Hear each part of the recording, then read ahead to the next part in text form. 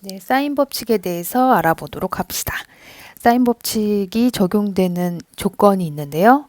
원 위에 세 점이 있고 그 세 점에 의해서 삼각형이 생긴 상황, 즉 삼각형의 외접원이 존재하고 있을 때 우리가 사인으로 표현할 수 있는 것들이 규칙성을 띠고 있다라는 거죠. 그런데 그럼 그 삼각형의 종류에는 예각삼각형, 직각삼각형, 둔각삼각형이 있어서 예각, 직각, 둔각일 때 그런 사인 값들이 어떻게 되길래 어떤 법칙이 성립하는지 살펴보고자 합니다.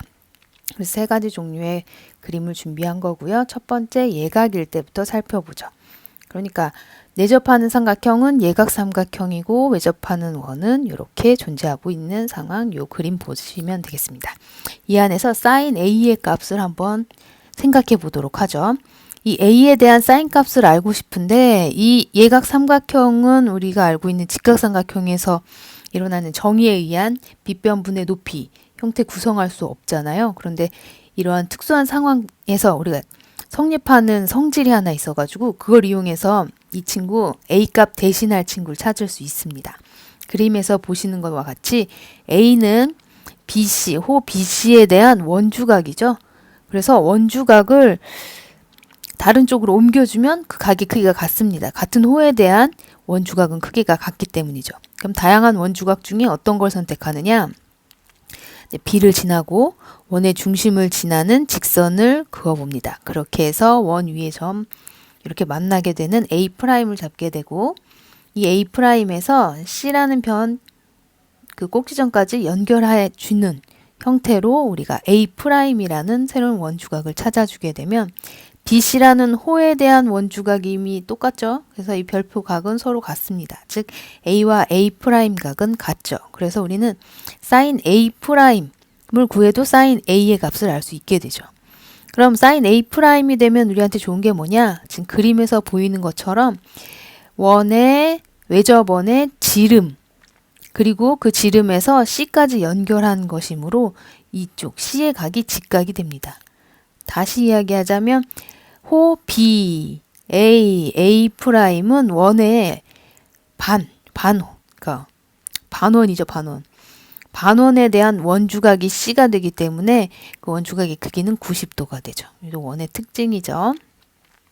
중심각이 180도야. 그 180도에 대한 원주각은 반이죠. 그래서 90도가 된다라는 이러한 성질들 기억나십니까? 요것에 의해서 삼각형 A', B, C는 직각삼각형이 됩니다. 그래서 이 직각삼각형 안에선 우리가 A에 대한 사인값 구할 수 있죠. B변분의 높이 이렇게 내려가죠. 즉 ER, B변에 해당하는 게 외접원의 지름, 높이에 해당하는 것이 각 A의 맞은편의 길이니까 A 이렇게 진행됩니다. 그래서 ER분의 A라고 표시할 수 있게 되겠죠. sin A의 값은 ER분의 A로 표현할 수 있습니다. 요거 좀 변형해서 보시면 이렇게 얘 옮겨주고 얘 이렇게 옮겨주게 되면 ER은 sin A분의 A로 표현할 수도 있게 되겠죠. 그래서 이 등식이 성립한다.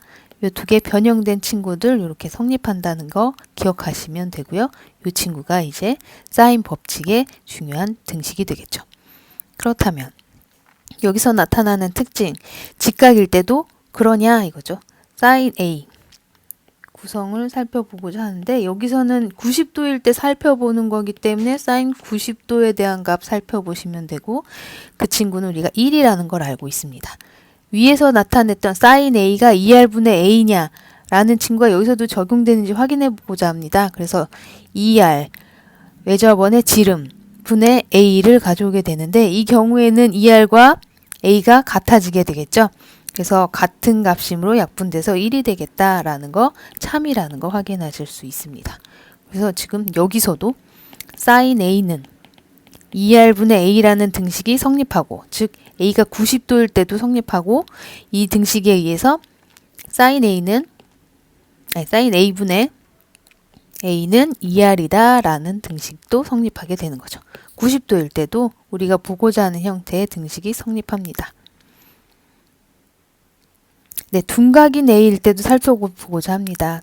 둔각이 A 이렇게 있으면 ABC라는 삼각형은 둔각 삼각형이 되고 이 안에서도 우리 sin A가 어떻게 표현되는지 한번 찾아보도록 하죠.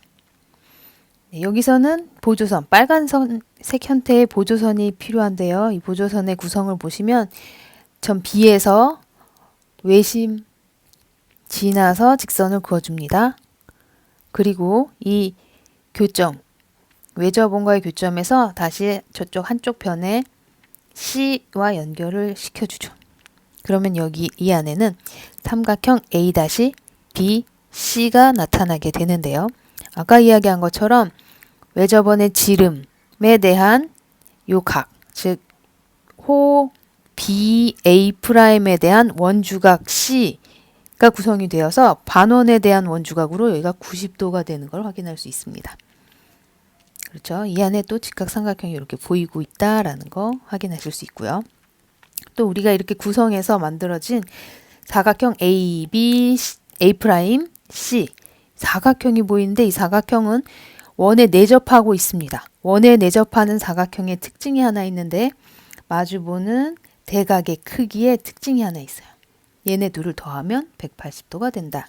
그러니까 각 A와 마주보는 각 A'은 합하면 180도가 됩니다. 왜냐하면 내접하는 사각형이기 때문에.